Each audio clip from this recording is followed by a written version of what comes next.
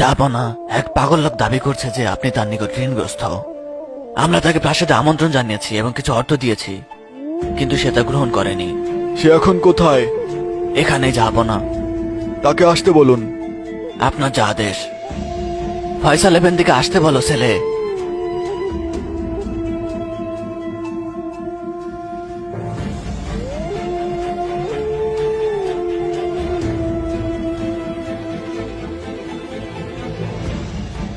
বলুন এফেন্দি, আপনি কি বলতে চান?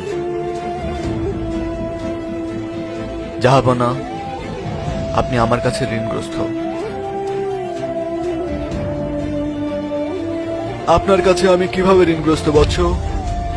এফেন্দি, আমি ব্যবসা করতাম।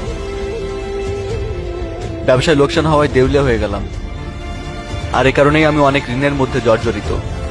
প্রতি রাতে ঋণ মুক্তির জন্য আমি আল্লাহর কাছে দোয়া করতাম এফেন্দি। বাবা, জাহাপনা জানতে চান যে তিনি কিভাবে আপনার কাছে ঋণী। আমি যেমন বলেছি, প্রতি রাতে আল্লাহর কাছে দোয়া করতাম। গত রাতে আমার স্বপ্নে আমাদের প্রিয় নবী সাল্লাল্লাহু আলাইহি ওয়াসাল্লামকে দেখেছি এফেন্দি।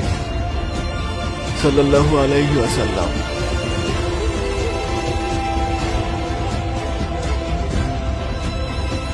তিনি আমাকে বলেছিলেন, আমার হামিদকে বলো প্রতি রাতে সে আমার উপরে যে সালাতুস সালাম এবং জিকির পাঠ করত, গত রাতে সে তা পাঠ করেনি। যাও এবং গিয়ে তোমার প্রয়োজনের কথা তাকে বলো। তিনি এমনটা বলেছিলেন আফেন্দি।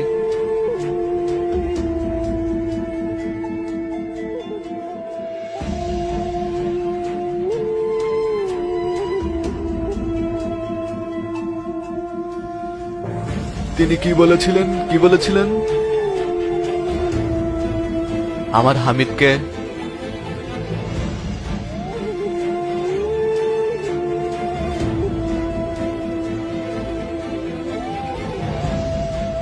এগুলো নিন।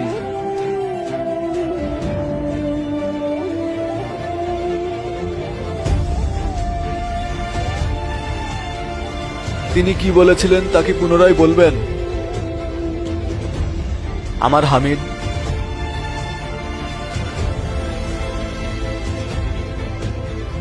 এগুলো নিন।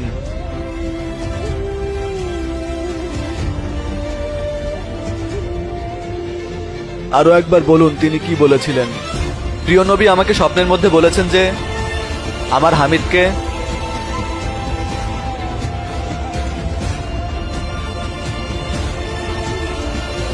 এটাও নিন।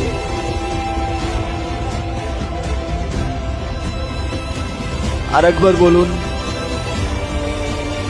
আমার হামিদ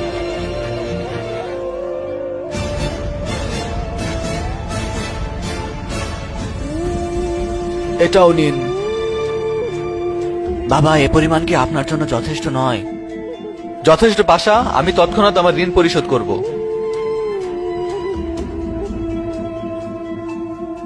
নিরাপদে থাকুন।